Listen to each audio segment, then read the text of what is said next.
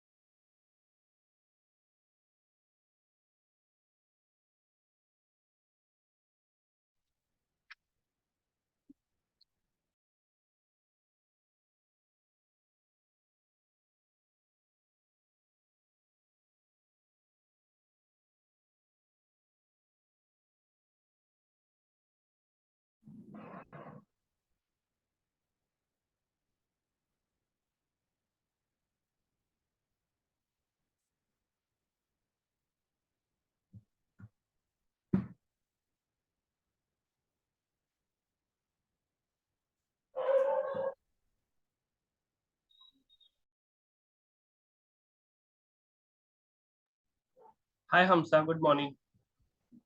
Good morning. Just give us a few minutes. We'll just get this going. Just waiting for a couple of more people to join.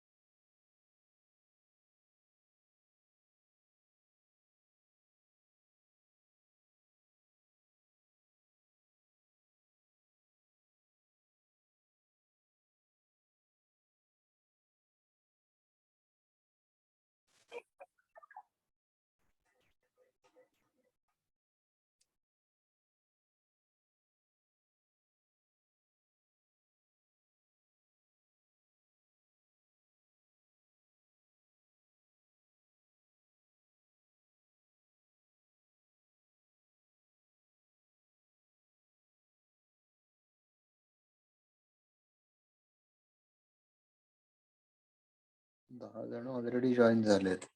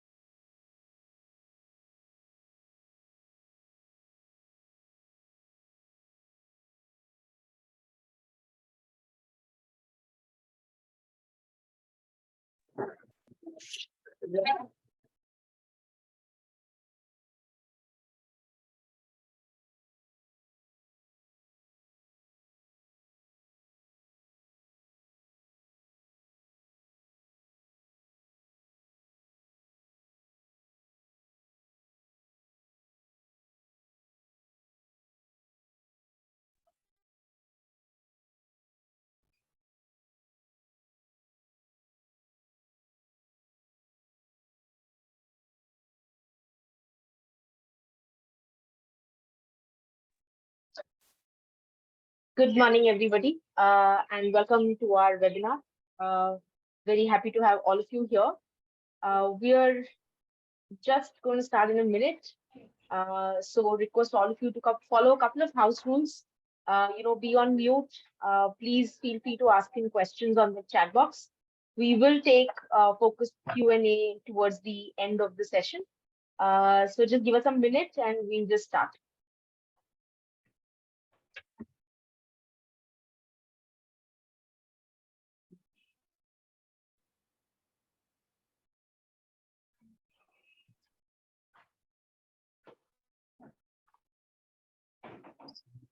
We have with us today Manjushree Tadvalkar, who has been, working in the space of healthy soil.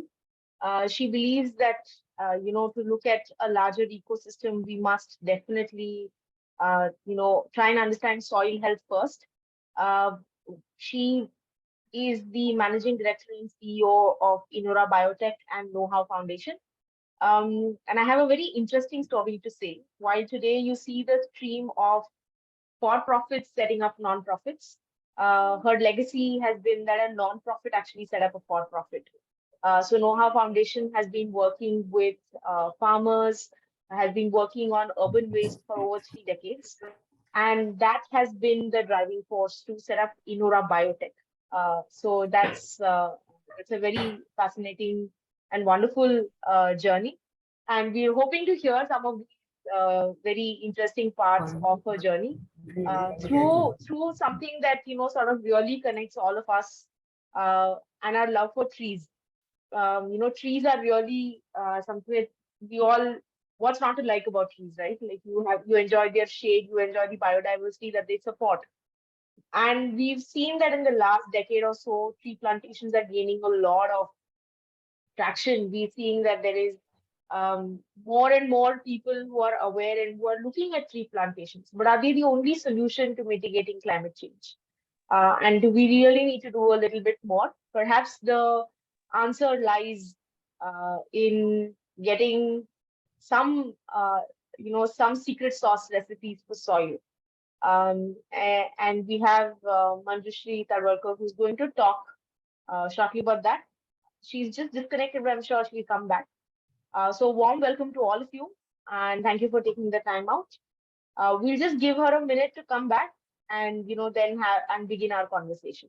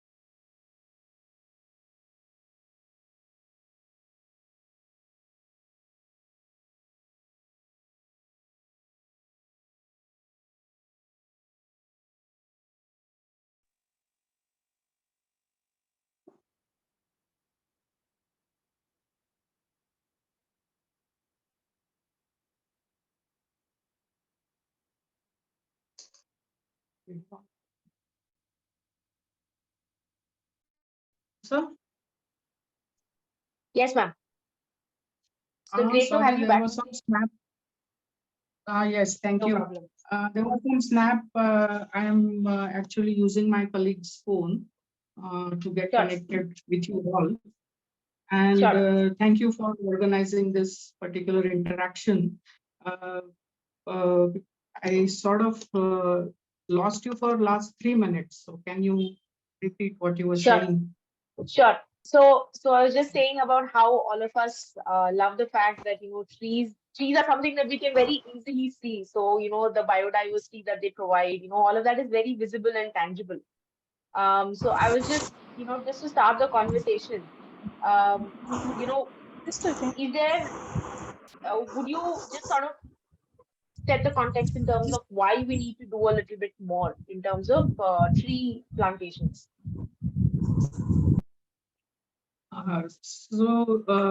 Hamsa, when we say that, yes, we love trees and they are definitely uh, the greening factors in whatever climate change conditions we are facing at present. Uh, I know that plantation is easier, but while doing any plantation, we have to, consider many microclimatic conditions behind doing the plantation. And if the plantation is being done just for the climate change aspects, then definitely deeper understanding of that plantation for withdrawal of carbon from the climate is very, very necessary. For example, uh, plantation, which type of plantation, whether it is a monocropping, only single type of trees are being planted, in what kind of soils they are being planted, uh, what is the water availability, what are the maintenance aspects being considered, which kind of soil is being considered for the plantation, what is the fertility level of the soil. So when we consider all these microclimatic and micro needs behind every plantation, then only the plantation will sort of, uh, give results for whatever is the reason we are planting it. And as we know that the plantation will start retaining the carbon within the tree trunk or when actually the plantation is more than 25 years old. So during that years, those 25 years, whether there will be any forest fires, whether there will be any grazing happening there, who will water the plantation, who will manure the plantations, all these things will also should be considered very carefully. So actually it is said that, yes, you have to consider towards the complete life cycle of the plantation, which is beyond 100 years. And then only the plantation will sort of give us results in the carbon storage, which we are expecting at present. That is, this 100 years means we are expecting 2 generations of ours to look after the plantations. And I think that is a big requirement. Uh, and as I was mentioning, who will, which factor will be most important in giving that initial thrust, the initial vigor to the trees which we are planting is the soil. And if the soil has to be that healthy, then and we all know that the soil carbon sequestration and the soil sink is the most lasting pool of carbon in the soil. And uh, soils have very, very, what we can say, they can trap the carbon in the deeper layers, in the middle layers, in the upper layers, and all the trapped carbon in the soils have different functions. For example, the topsoil carbon will, uh, look after the soil biological aspects. They will feed the soil microbes and all those things. So yes, soil, plantation is important, but taking care of the plantation, the more important thing we must look after is taking care of the soils, which will then definitely make the plantations healthy and will be more effective. And then if the soils are healthy, even such research has been conducted that if the soils are healthy, then whatever carbon capture is expected from the trees, instead of 25 years, then that period can be brought down to 15 years. So, such carbon farming research and carbon capture research in the soil is happening. And the data definitely is very encouraging, wherein they say that uh, along with plantations, equal and more importance can be given to storing soil and improving the soil carbon contents. So, so just to talk a little bit about what you said about, working on soil. When you say that, one has to look after a tree, the first thought that comes to my mind is, oh, pani kaun dalega, who's going to water the plant? That's the kind of first care that anybody thinks of. We don't intuitively think of taking care of soil. So what could be like a, easy, more hands-on thing for people to do? So say, for example, a corporate today decides to plant 1 lakh trees in a certain site. How do they plan for the care? Because I think decoding that in very simpler terms for them becomes then sort of go back, work on budgets, look what is feasible, how much can they invest there? How would that care sort of like really look at? So are you asking me that how the plantations are taken care of, where such plantation Yes, drives are yes, taken? yes. So it is as one, as we all know that any plantation will need good quality soil. We'll have to do the fertilizing, the manuring, the watering, the staking. We'll have to look after the wind breaking pressures and all these things. Then only for whatever purpose we are doing the plantation, we will start getting the results. So, Ye- the huge kind of management will be required, and not every time all these plantation management practices are sustainable. So we'll have to look into the sustenance of these, making the soil more healthy when we are doing the plantations. Then, considering a practice of 3-tier plantations, like using the same water which has been used for irrigating the tree, if we can grow more biomass in the root zone and try to recycle that biomass in the similar root zone, and which is called as cover cropping or mulching. All these practices have to be incorporated when we are actually going in for plantation drives. Right. Yeah. Yeah, I also had one very interesting observation. Generally, tree plantations are done around June because it's World Environment Day. Is June also like the right time to do planting, or do we have to do our work before, something that can be done in February, March? Then we look at June. Then we look at subsequently, because sometimes survival rates are also subject to when you sort of plant, what you do before, and how you go about.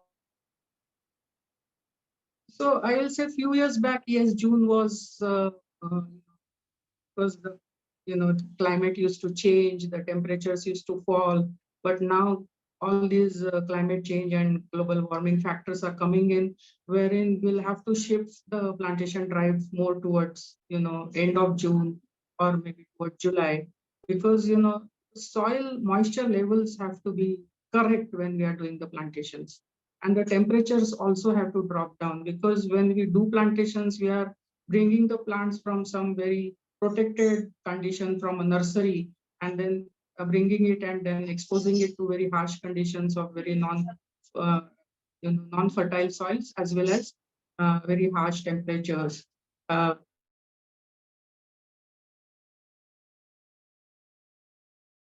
In nursery, they are quite well protected. What we do is, we go in for very tall trees. So those tall trees they also fall prey to wind pressures and all these things. So that staking should be required. So all these minor and micro factors should be considered when we are doing the plantations. But to answer your question, no. Now June is not the right time. Yes, if you have ample water to do irrigate the plantation, yes, you can consider it doing in the June, but uh, you will see that all such plantation drives which are taken in June water tankers are made available to irrigate those plantations. So that is another cost factor which gets added to the whole thing. So somehow we are doing this to bring down the footprint, and some other way we are increasing the footprint while doing the plantations. So that is another aspect one will have to consider. Yes. Right, right. But is this the time to do soil development? Suppose we say we don't want to do, tree plantation is very symbolic, but is this now whether very ideal to do soil development? Can we start doing something else? Because I also understand people like to do something together because there's a momentum, everybody's talking about World Environment Day. So why if say somebody's planning for a plantation in July, early July, then can they do soil development, some parts of soil development in June? So not June, Hansa, if you have identified the area where you want to do the plantation, you should do the soil development activities right 6 months before the plantations. So that we call it as an ecological succession, wherein that particular soil is made receptive for you're bringing in new plants in that particular area. So yes, doing few things before the even for the plantation drives, bringing in mulching material, incorporating a lot of organic carbon to the soil, which will then hold moisture in the soil. So all these things, if done beforehand, and if compost is made somewhere else where a lot of organic matter is available and then brought into these plantation sites, that activity can also be done. Uh, yes, I mean, I will say that soil development is a continuous activity, and especially in tropics wherever we are situated, India is situated, the soil tilth is dependent on the soil carbon, and that soil carbon is continuously burning away and it is getting released out. So continuous addition of these compost manures will be a continuous activity with any plantation. Right, right. So which means I'm actually thinking of it if I were a corporate, I have 7 months of continuous employee engagement that I can do for me to be able to do plantation drives end of June or early July. And that could be a very good project. I would also say that it's a nice way to build citizen engagement if it's a local group. So more opportunities to getting to know each other, and then doing a lot of hard work under sun and other weather conditions. So it's actually a golden opportunity rather than looking at it as a lot of hard work. Definitely, because we will actually, I will say it the other way around, that if you want to now save our planet, hard work is required. Yeah, So absolutely, absolutely. and Yeah, so all these whatever volunteers coming together, uh, all these communities coming together and considering the environmental conditions, and pitching in and making efforts for making the soil healthier, making the plantation healthier. All these activities are definitely required. yeah, yeah. So talking about experiences, you've also been part of plantation drives in different microclimates, even within Maharashtra, within India. Any interesting stories that you would like to share with us?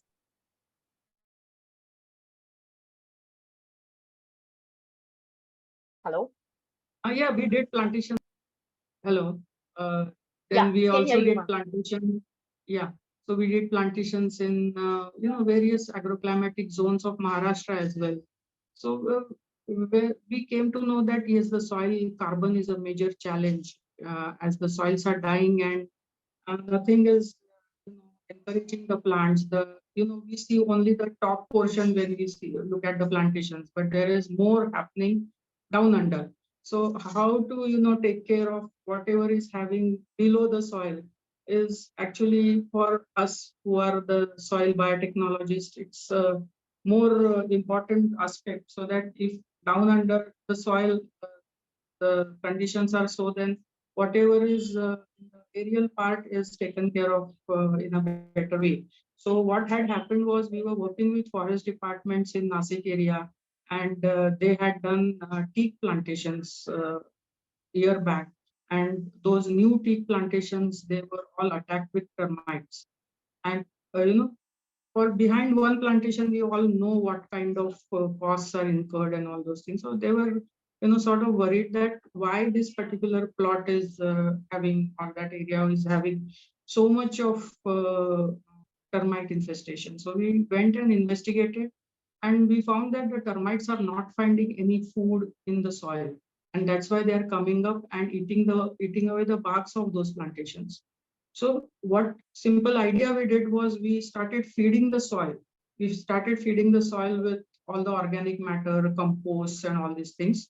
So because of which those termites started getting food in the top layers of the soil, and slowly those termites, instead of making tunnels on the tree barks, etc., they started staying in the root zone without getting exposed. And as we know, termites are also very good degraders, and we want them in the any soil ecosystem, but we don't want them to eat away the barks, because if the bark is eaten away, then internal tissues of the plant are exposed, and then there are a lot of diseases and all those things.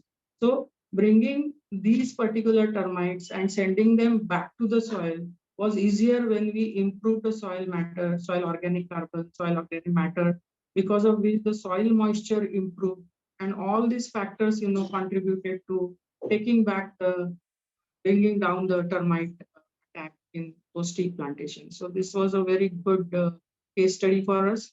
And then there was so many such things which we have done with mango plantations. There was no flowering. Uh, there were continuously the plantations were getting attacks with diseases like we call them as, black mildews or downy mildews. And so why this is happening? So we understood that the soil is not healthy. The soil life is not healthy. So we did a lot of microbial inoculations and organic carbon inoculations in such soil. So what happened was this microbes, they are extremely intelligent creatures in the soil. They are unicellular, but once they get proper food, they start secreting a lot of antibiotics, hormones, enzymes, and with that relation, they start improving the soil root zone, which we call. The mycorrhizas are seen in such conditions. So that chain reaction in the soil is set up, and that improves the complete nutrient uptake. And once the nutrient uptake is improved, then the whole soil, the plant health improves. And because of that improvement in the plant health, you see the change in the plantations.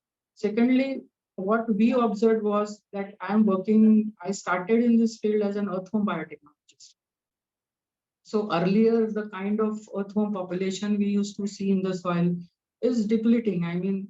We have a method of measuring the number of earthworms in the soil.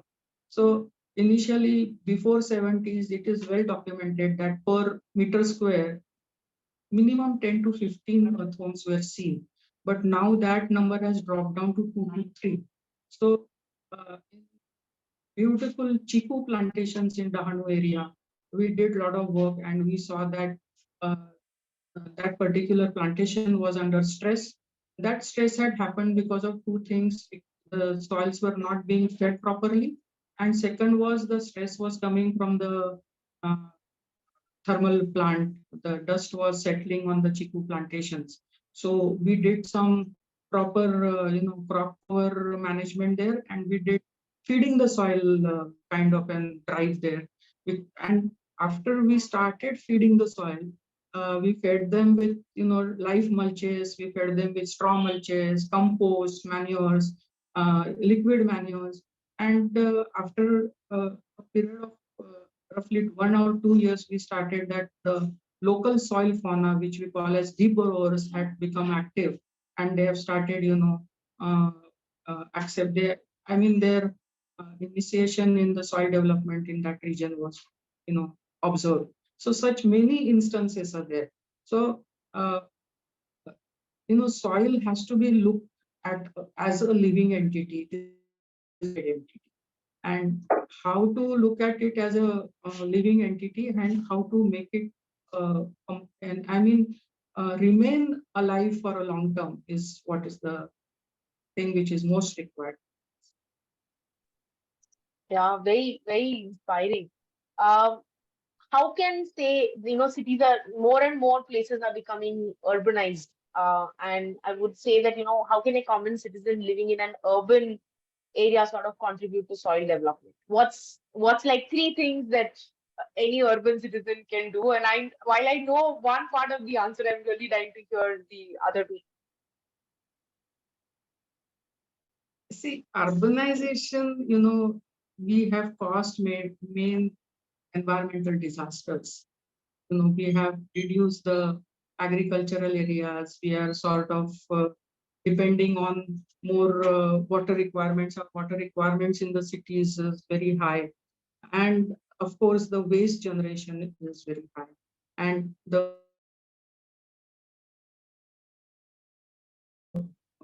I mean the wasting things is very high.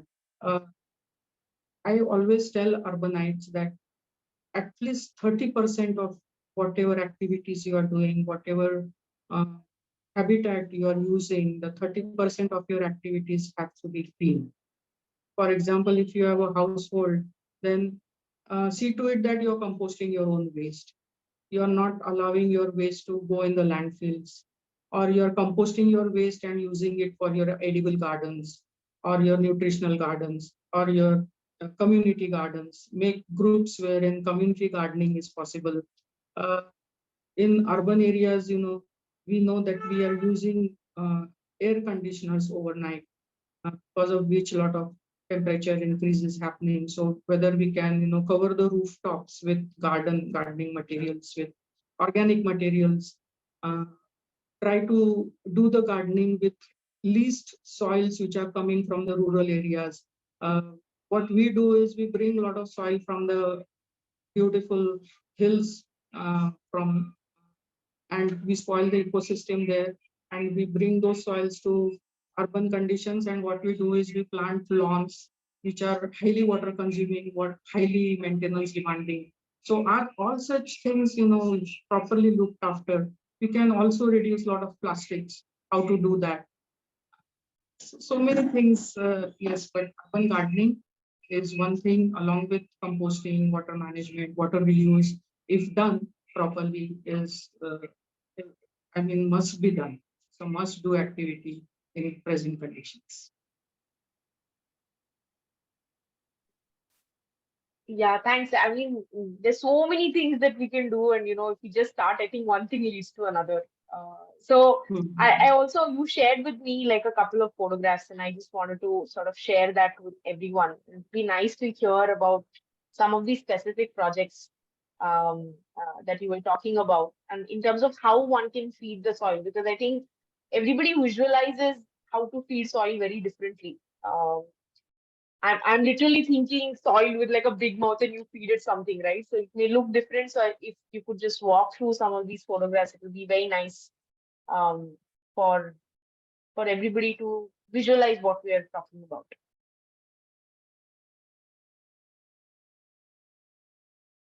Are you able to see this, ma'am?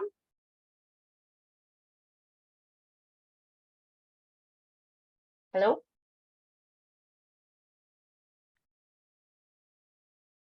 Hello? Manju, ma'am, are you able to, yeah, are you able to see the screen? Yes, I'm able to see the screens. Yeah. So what I'm trying to show here is that we are developing an agro ecosystem, wherein this Okay. particular farm had very inferior kind of soil. The total topsoil was lost, and that this particular owner of the farm wanted to start his own farming activity. So some soil was excavated from nearby uh, farm plots, and we made raised beds. So why raised beds is nowadays the concept of zero tillage is coming.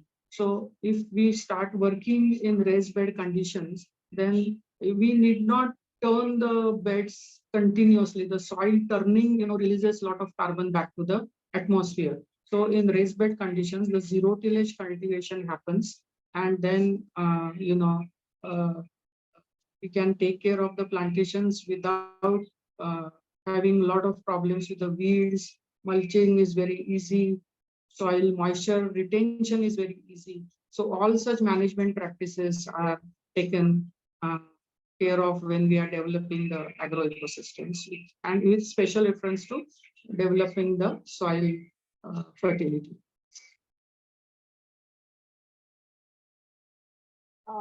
Ma'am, there's this photo on preparation of pits. Yes.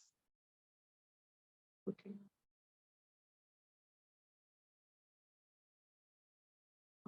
See, when we are doing plantations, we are digging out the soil. The soil at each layer has different properties. The topsoil has different properties. The middle layer of the soil surface has different properties, and the bottom layer of the pit has different properties. So while we want to dig the soil because we want to do the plantation and make way for the root ball of that particular tree to go and get established in the soil. So digging of the planting plantation pit is also very, very technical, in which whatever layer was removed is again replaced in the same layer. So the bottom layer goes back in the bottom, the middle layer goes back in the middle, and the top layer goes back in the top layer. So that is why this particular picture will show you that at three sides of the, the pit, three different heaps are kept so that the replacement in the pit is again possible in the same way. So that is what we wanted to sort of prove here. You can see that the rest of the soil is extremely inferior. It is all stony, it is called as murum. So now in this particular pit, we will fill in a lot of biomass, the leafy waste which is available nearby.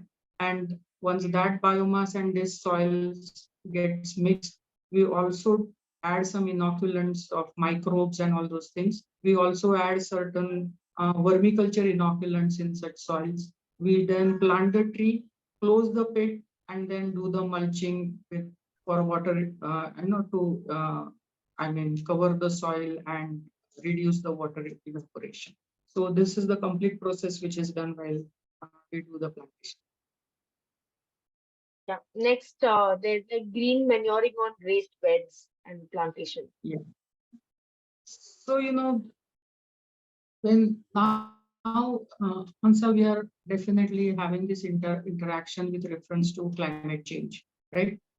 So Yeah. when we are saying that only trees can do the climate change, no, the simple practices of returning back the organic carbon and, helping the soil retain the carbon in this in its top layers is going to, increase the fertility of the soil, because of which we are going to avoid all the chemicals, pesticides, fertilizers, which are heavily depending and which are very fuel intensive manufacturing activities. So such small activities like doing green manuring and putting it back to the soil will avoid all such chemicals and fertilizers, and that will again add to our climate carbon mitigation activities.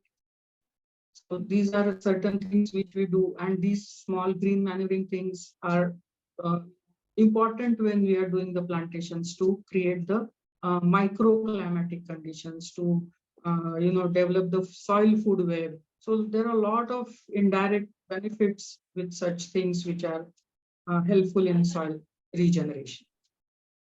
Right, and green manuring here is also edible green manuring, in the sense we can also eat something as a byproduct in the process, or we're looking at something that goes back. So a simple formula for green manuring is anything which is leguminous, which have root nodules, can be green manuring. Like methi is a very good green manure.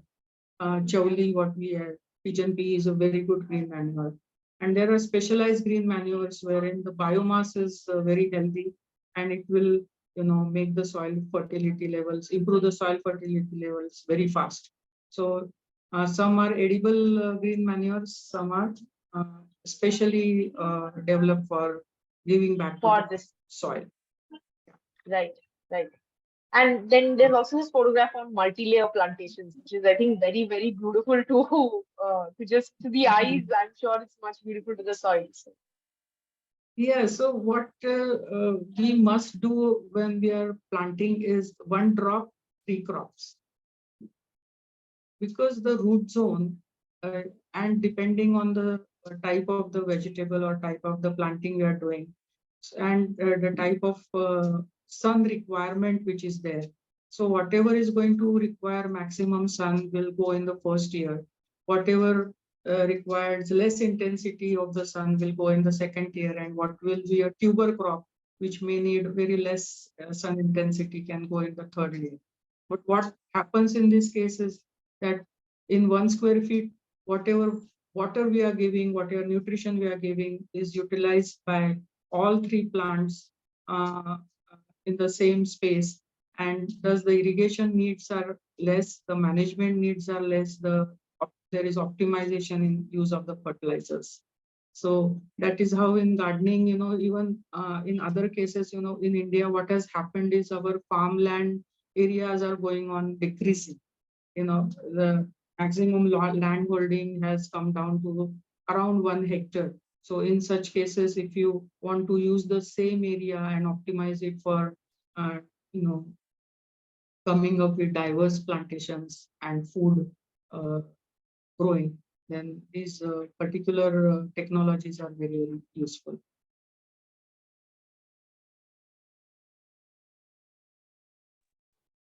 Yeah, I think nutrition, pest, and disease very important as we think of sustaining them in the long term. So thoughts on that? Yeah, we are very lucky in India to have a very traditional kind of knowledge behind farming. Traditionally, our forefathers used to use a lot of cow-related materials in the farms. The cow urine is known to have a lot of pest and disease repellent properties. So we make farmers understand the benefit of all these things. That other thing is we want to make the agriculture sustainable. And when we want to do it, we give one formula to the farmer that identify the deficiencies in our agro ecosystem and address only those deficiencies with external inputs. Less 70% resources are available with you. Use your biomass, use your agro residues, your cattle dung manure, cow urines, or whatever kind of urine is available. Biomass, go in for better bund plantations, and use all these resources for either making certain decoctions which will take care of plant health, which will take care of plant pest disease, or which will take care of plant nutrition. And this approach of ours is, making the farming and gardening very, very sustainable. Right, right. So there are photographs of observations after application. So generally, Yeah. what do you see when you also go for site visits like that? So what we do is, normally when we want to have less pesticides and residues of pesticides in our food, we must go in for preventive management. And if preventive management, if the pest and disease pressure has to be understood, then keen observations have to be done. And it is called as the economic threshold level of any pest and disease. Before it goes beyond control, then if you have observed that, yes, in my garden, I can see now five millibugs who are going to cause further damage, then yes, now it is an alarming thing. So before that, millibug from 5 to goes from 5 to 50, control it. And then that type, that then the control is more most of the time cultural. We don't need any pesticides to do control during that period. But when it goes beyond control, you have to use certain chemicals. So, making farmers aware of how to, go into preventive management, the keen observations, timely observations are very important. And yes, there in this climate change background, a lot of things are happening because of unseasonal rains. The crops are getting damaged. There is a lot, uh, each agrosystem has particular moisture holding capacity. If that moisture goes beyond limits, then a lot of fungal weeds and all such problems start coming up. So uh, so there also these preventive interventions are useful. Right, right. So, our favorite topic of compost, which I really feel like there's so many questions for which compost is the answer. So, your thoughts on that. Yeah, definitely, because if soils are fed, uh, and what is the best way to feed soils is compost. Because compost, Right, what it will do is it will convert the soil into a sponge. And we want sponge like soil. Why we want a sponge? Because that sponge will hold the nutrition, that sponge will hold the air, that sponge will hold the water, it will encourage the root growth, and it will also, allow all the soil life to, be in that particular root zone or in that particular topsoil, uh, because of all other contents of air and water being available. They will remain, they will be active, they will be secreting a lot of biochemicals, because of which rest of the additives which are coming from the chemical industries are not required. So what is soil? Is about soil organic carbon, and that soil organic carbon replenishment techniques, compost is the best additive. So from that point of view, thing, we are encouraging, urban gardeners, farmers to make compost from their own waste materials. Because if we start doing farming on bought out compost and making the soils healthy from bought out compost, that is not sustainable. Bought out composts are very, very costly. So, hand holding of the farmers in making very good quality compost. Here, we also do one very major intervention. What happens is in our rural areas, farmers are throwing all their agri residues and cattle and dung, urine, manure, etc., in one pit, which we call in Marathi as ukirda. I hope most of you know. And what happens in that ukirda is, all the rainwater goes and accumulates there. It drains away. Along with that, it carries away all the nutrients which were there in that particular organic manure. So instead of doing this unscientific composting, how you can go towards scientific composting? That is also one particular activity which you are doing uh, with the farms. So for right, bringing soil back to life, compost is a must additive. right, right. Absolutely. And also mulching of plants, creating, harvesting the brown gold that we just sort of give away. I think that's also another way to add in some examples, ma'am, that you shared in photographs. Anything? Yeah, we have to remember that we are in tropics and our temperatures are very high. So if at all we want to, sort of protect our soils from uh, what we can say, or our topsoil from trapping, from retaining the water in the soil, from having a healthy soil microbiology, our soil needs to be mulched. They need to be covered. I give a simple example. In when we are driving in a very hot sun or walking in a very hot sun, we also wear a light cotton jacket. Why do we do that? Because our skin burns. In the same way, the soil top layer, they burn. And when they burn, they are actually harming whatever is the microbiology which is there in the top layers. It is harming the root system which is there. So when we are doing this mulching, what we are doing is we are making the water move through the soil root, plant roots, and then getting transpired. So when soils are not mulched, there is direct evaporation. But when soils are mulched, then there is evapotranspiration. And that evapotranspiration is more important in any farming systems or any gardening systems than direct evaporation. Right. So, and you know what, material for this mulching. In urban areas, you will see that such mulching material is burnt, garden material is Yeah. burnt. While Yeah. can be directed towards all the plantation drives which are happening. A lot of techly groups are doing plantations, so that all such materials can be given to them for mulching the plants. Also can be used in-house in societies to mulch for whatever little garden they have, right? Like consume some part of it before a lot of it is given away. So, I mean, a society can, in retrospective, save costs for themselves in maybe 10 years, Yeah. 12 years, whatever time period. Yeah. Yeah, and we'll have to have some organic approach towards this whole gardening and farming things. So we are used to Right. very clean things. So don't think that the leaves under the root zone are looking dirty. Think from this point of view, oh, they are protecting the roots, they are protecting the soil. So if Correct. we change Correct. our attitudes towards why these things are important, then absolutely it will help all of us. Right. Right. Yeah. So I think there's some photographs of some developed plots, which are sort of like the last.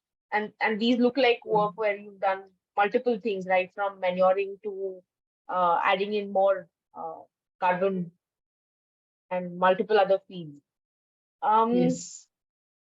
So, I looked at this produce photograph, and the first question that came to my mind was, how is good soil, feeding gut health? And I think that's another new topic that is coming up, because when you feed soil, you're obviously also feeding into your health. But would love to hear your thoughts on 3 decades of having seen this and witnessed that. So some experiences. What has happened over the period of time because of several factors like erosion. Uh, I mean, there are no roots to hold the soil in the sloping areas. Whatever are the conditions, the topsoil is getting flushed away, and this topsoil is one component which is very, very difficult to develop. Naturally, if you want to develop this topsoil, it takes years. They say that to develop 1 inch of topsoil, it is going to take thousands of years. And normally, when we want to look after the soil from an organic development point of view, the bottom rock or the bottom rocky portion disintegrates, becomes the middle portion. The middle portion further disintegrates, gets mixed with all other organic materials and becomes the topsoil. With whatever is happening, the organic portion not being there in the soil life not being there, the earthworm activities being diminished, the earthworms which used to go from the bottom to the top and bring a lot of bottom nutrients to the top, that factor is sort of not there nowadays. So the minerals which were locked in the bottom rocks coming up in the topsoil, that factor is adversely affected. So the what we need to do is we need to re-mineralize the soil, because when we are eating our food, the main resource or the main source of the elements or the minerals is coming from the soil. And if the soil is devoid of such minerals and elements, then from where our food will get enriched, where the nutrient density which is expected in the food will be there. On one side, we are saying that we have to feed crores of people, and on other side, if the nutrient density in our produce, in our food, in our staples is diminishing, then how are we going to give a good nutrient dense food to our masses? So in this particular thing, it is all, there is a very good study which is happening. It is called as the nutrient density study. In one of the research which I have read, they say that when in 60s to 70s, if we ate one apple, the kind of nutrients we used to get from one apple, now we'll have to eat 5 apples in the present situation. And do we have that kind of produce to feed 5 apples to all our masses? So sustainability is in making the soil nutrient dense so that those nutrients are passed on to our food. And then from that food, definitely um, uh, uh, our gut will appreciate it and overall our health will improve. See, why we like sweeter taste, and when there are proper minerals in the soil, the generation of sweeter taste in our food is happening. And nowadays you will say that the sweeter taste is not there because the minerals are missing. So all such things are linked. Remineralization of the soil is required. Making the soil living is required, and that all will get linked to the nutrient density, and this nutrient density will finally make our gut happy, make our tongue happy, and maybe because of that maybe our mental health will also improve. Why gut? Even mental health will improve. Yeah, absolutely. So, I will take questions now, ma'am. First question is, what if we start composting in summer and through that there is soil development by Manjushree? Why? I know. Can you get that? Can you repeat? Yeah. What if we start composting in summer and through that look at soil development? Composting can be done in any season for that. Is Okay. that the question? Composting, if you have waste material, you can do it in any season. And you can add it to the soil in any season. There is no restriction of when to do composting, when to add it to the soil. So you can do it in any season. As soon as it is ready, you can add to the soil. That is a continuous cycle. As soon as it gets ready in your container or in your pot, composting pot, remove it and feed it to the soil. That's it. Yeah, sure. Manjushree ji, would you like to add? Perhaps you have something else you wanted to ask. Please Actually, I just wanted to connect this with the kind of activity we wanted to have on Environment Day, so that we can encourage the groups who want to do something on Environment Day. So they should they should start composting at their personal level. This should be connected. Composting, then plantation. Relation should be highlighted. See, any compost to any organic matter to become compost, it needs minimum 40 to 45. And if you are going to add any half-cooked compost, then the soil may show some nitrogen deficiency. So, you will have to understand these smaller factors which take, which are important while what kind of compost to be added, how to be added. So I will say that if at all you are planning for a plantation drive, then instead of putting compost which is half done, try to put in some cow dung manure right now, and then start for the second cycle, start composting your own waste, home kitchen waste, etc., garden waste. And when it is fully composted, then add it to the soils. Yeah, so they can start in April only, in March, April only, so that it will be ready by June, July. Yes, but once they start, they must continue. Now the first cycle is means don't look at it as only to feed for the plants. Later on, whatever waste is generated, one household is generating almost 500 kgs of waste a day, waste a year. So from that 500 kgs of waste, you are going to get good quality 200 kgs of compost. And this 200 kgs of compost is going to sustain 4 to 5 trees plantation. So, you will have to, look at it from this point of view. And compost, it is not that, yeah. Yeah, actually, I am doing at my own level. For masses, I am trying to build this relation. Yeah, I agree with you, but there is absolutely no this thing that you, if you're doing composting now, then you can't add it. The cycle has to be continuous. Thank you, madam. So the next question is from Mohini. Is it necessary to plant only the trees which are native to our area? Can planting other trees, will it change the soil? For example, planting coconut trees in Vidarbha.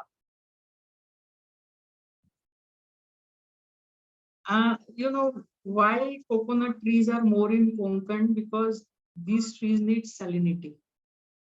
And the soils in those regions are very porous, and the sea water which is getting penetrated towards the soils, whatever are the nutrients required by these coconuts are available, and that is happening there as its natural ecosystem. But when you plant a coconut tree in Vidarbha, it will grow, but that tree will need at least 600 liters of water in a week. So do you have that kind of water for it to grow that tall? Because to grow tall and then sustain that particular plant for minimum 7 years so that it will start fruiting. And do you have that kind of water? So if you have water, then all the soil qualities can be made as per the nutrient requirements. But the major constraint in case of such plants like coconut, especially coconut, is whether you have that kind of water. If you don't have, don't plant. So understanding the plant needs is one thing. We have to look from some other aspect also, like what has happened in case of subabul in Indian conditions. This was a completely African tree which was used as fodder in those countries, which was brought to India. Now it has spread as weed, and everywhere you will see that it is spreading, and it is spreading like wildfire.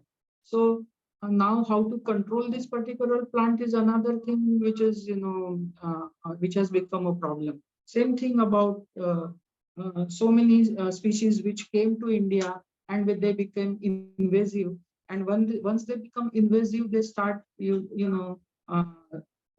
they start competing with our local plant diversity. So why let it happen? You want to have a small group of plantation, you can do it as your fun hobby, but then see to it that it is not invading the local ecosystem. Right.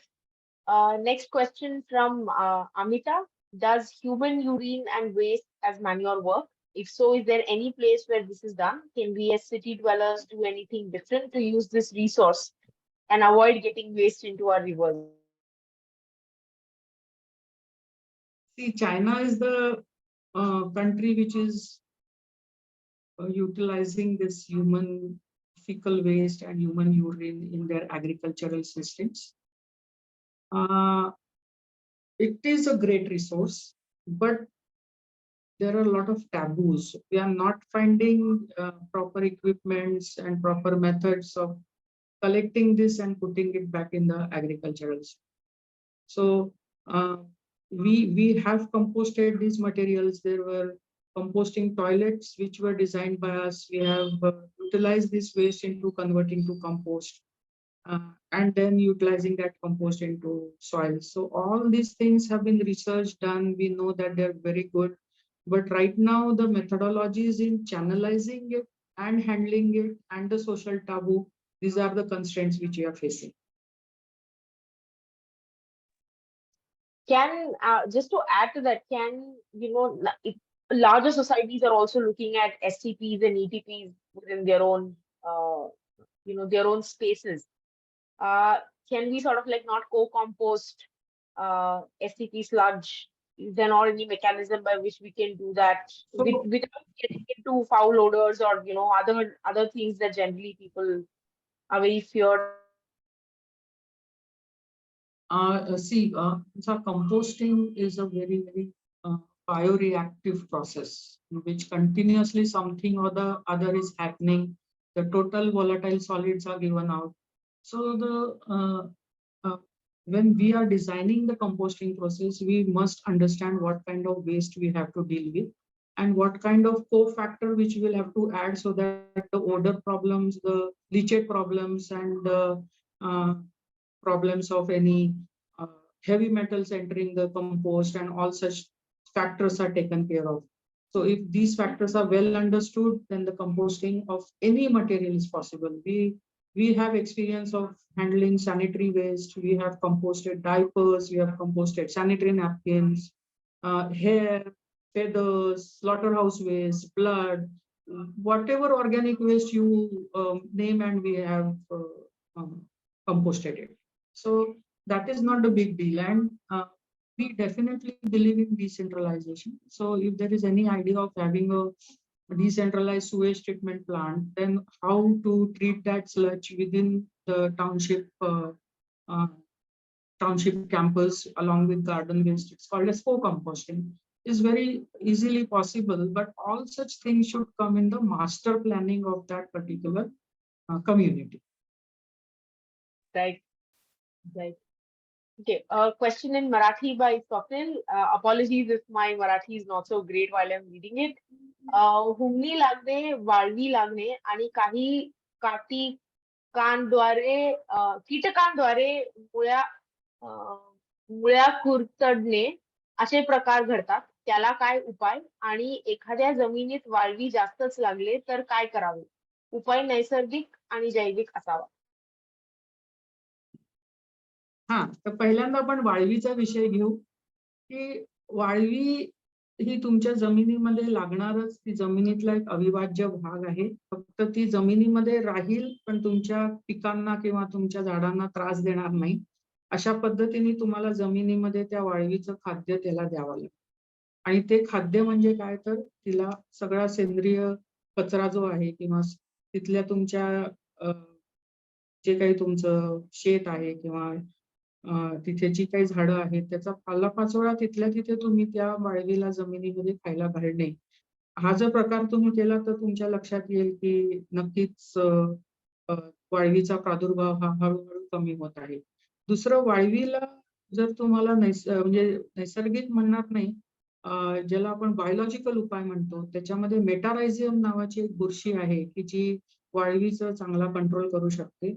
आणि वाळवीबद्दल जर तुम्ही खरं म्हणजे विचार केला तर वाळवीची जी queen म्हणतो आपण, तिची जी राणी माशी आहे, ती 5-6 फूट खाली जाऊन बसली आहे आणि तिच्यामध्ये दिवसाला एक 5-6-7 हजार अंडी देण्याची क्षमता आहे. आणि ती राणी माशी जोपर्यंत कंट्रोल होत नाही तोपर्यंत तुम्ही बाकीचे जे काही उपाय कराल ते सगळे वरवरचे असतील. तर मी म्हणेन की कधीतरी आपल्याला काही काही गोष्टींमध्ये थोडंसं प्रॅक्टिकल व्हावं लागतं. आणि त्या केसमध्ये मग तुम्ही जर तुमच्याकडे एक सीमित लँड आहे, खूप जास्त नाहीये, आणि तुमच्याकडे ह्या सगळ्या वाळवीच्या कंट्रोलसाठी वेळ नाहीये, तर तुम्ही एक फ्युमिगेशनची टेक्निक वापरून ती वारूळ तुम्ही तिथलं जे आहे त्याचा आधी कंट्रोल करून घ्या. तिथे थोडीशी जी केमिकल्स वापरली जातात त्याचं डिग्रेडेशन हे पटकन होऊन जातं, पण ती माशी मरते आणि मग तुम्हाला बाकीचे उपाय चांगले करावे लागतात. आणि मग जमिनीमध्ये आपलं कडुनिंबाची पेंड टाकणे, कडुनिंबाचं तेल वापरणे, हे जर केलं तर त्यांना तिथे ज्याला आपण म्हणतो की अँटीफिडंट टाईप त्याच्या प्रॉपर्टीजमुळे ती वाळवी तिथनं हळूहळू कमी होते. दुसरा काय प्रश्न होता? हुमणी. Ma'am, एक रिक्वेस्ट आहे. I think if you can also just very quickly summarize in English because we want to put this out on YouTube, so we may have somebody who is not a Marathi speaker. Will be. So while I was explaining him in Marathi, what I was trying to tell was he understand what termite is and how the colony of a termite behaves in a farmland or in that ecosystem. It is the queen of that particular colony is sitting 5 to 6 feet below the ground, and unless you control that queen termite, you will keep on finding the termite drones in the topsoil or in the wherever in the on the tree trunks and all those things. So what you need to do is control the queen termite, and then once that control is done, then whatever is seen in the top layers can be controlled by neem oil, neem cake and such things. So in some cases, when the infestation is very severe, I always suggest people that take some practical approach and do a chemical fumigation for controlling that queen. And then later on, you can adopt all organic approaches towards controlling the drones. That is what I was trying to explain. Yeah. So what Yeah. was the Then I other? think grubs किंवा humni, that was the second. हुंडी again I will me English मध्ये उत्तर दिलं तर चालणार आहे का तुम्हाला? Hello. Swapnil चालेल Oh, का? oh, yes, please. काहीच हरकत नाही. So again, understanding the life cycle of the insect. Hundi is called as grub, a white grub which attacks the roots and it can feed on the roots, and because of which the plant, the feeding system becomes hampered, and there could be plant deaths in that case. This particular hundi is affecting our sugarcane areas in a huge way.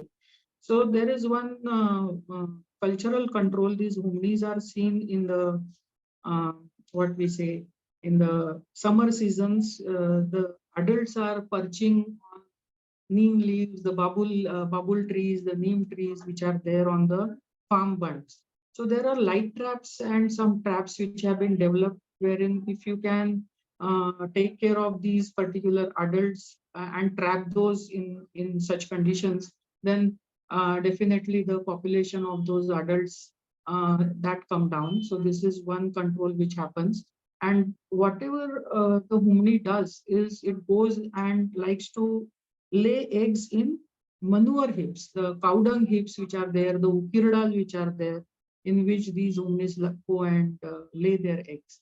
So such heaps should be always covered, so that why these grubs get attracted towards those heaps is because these heaps are all the time giving out certain kind of odor, and because of those odors, those grubs understand that this is where I want to go and lay my eggs, because that particular heap has warmth wherein the hatching of the eggs will be faster and easier. Plus, all such factors, if properly understood, if that particular compost is done in a very controlled way, if the adults are controlled when they are perching on the trees where they are sort of nesting, so such things are done. And finally, if at all you find them in your soil, then use one again a very beneficial fungus called as Beauveria and verticillium. So these fungus, they go and attack the grub bodies, they puncture the grub bodies, and in this way the grubs are controlled in the soils as well. So you'll have to do what you will call multi-modal approach when you want to control grubs in your soil. So is that also why grubs sort of come in compost? I mean, you see them very quickly coming in, very similar to the reasons Yes. that you So just normally, mentioned. if your composting site is near some big tree, and those grubs find their way in the composting, definitely they will like to come and lay eggs there. In such case, what I will say that if at all you see that your compost is infested with such grubs, then expose that compost to some to sunlight. Let it dry in the sunlight. Grubs are very shy of sunlight. They are killed, or some birds come and predate on those grubs when shallow heaps are made. You will find crows picking up those grubs very quickly from such grub here, from such compost heaps. So for grubs and all, I will always tell people to be careful while doing composting, while curing composting, while adding compost to the soil, and that is how you will sort of reduce the grub infestations in the soil. Yeah. Ma'am, can you just repeat the name of the fungal cultures that you meant? One was Beauveria and the other was? Verticillium. Verticillium. Okay. Yeah. So I'll just add that because Swapnil is requested for that. So great. I mean, very detailed, very insightful discussion. Just want to open the floor if anybody would like to ask a question, just unmute themselves, and that we have maybe about 2 to 3 minutes for that at max. We said that this would be an hour, but we overstepped a bit on time. Any questions anybody else would like to ask?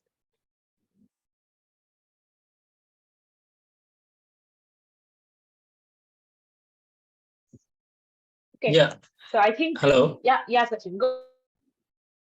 Yeah. Good afternoon, and thank you for a very interactive session and very informative session.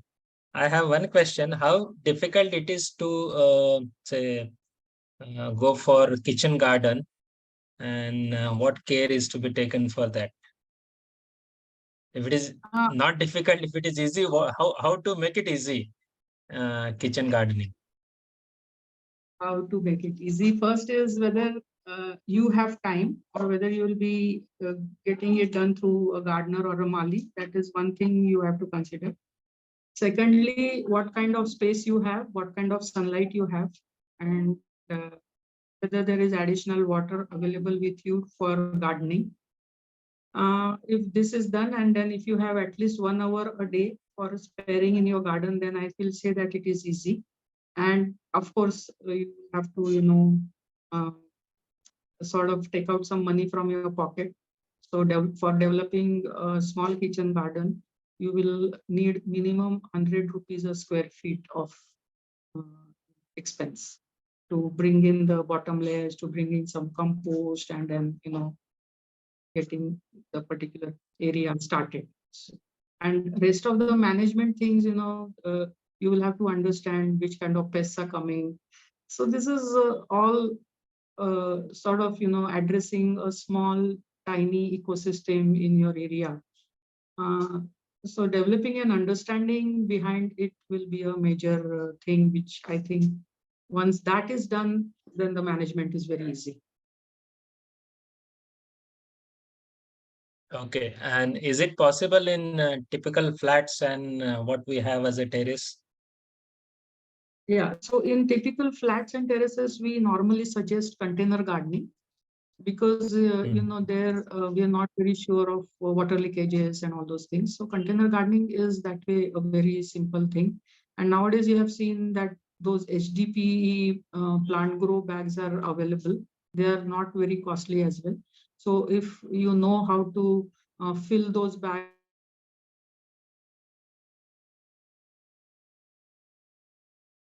with pot mixes. Now these things are sort of a dependency on bought out soils and all those things.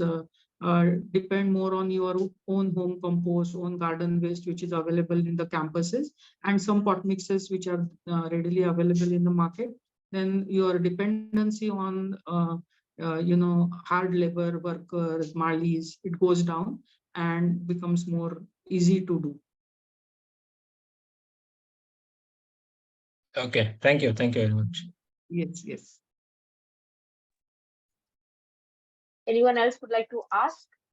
This is the last question for the day before we close.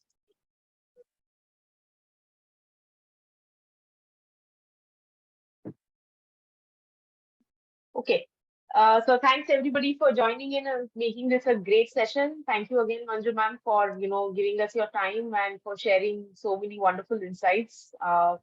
Just the spectrum is so big. I think from doing tree plantations to doing green mulching, manuring. I mean, there's so much we can do to feed our soils. I hope all of you had took insights that held importance to you, and look forward to seeing all of you again. I'm just going to also share INORA BioTech, which is there in Baghan. That's where Manju ma'am and her team sit. You can look them up on Google, and please feel free to connect with them.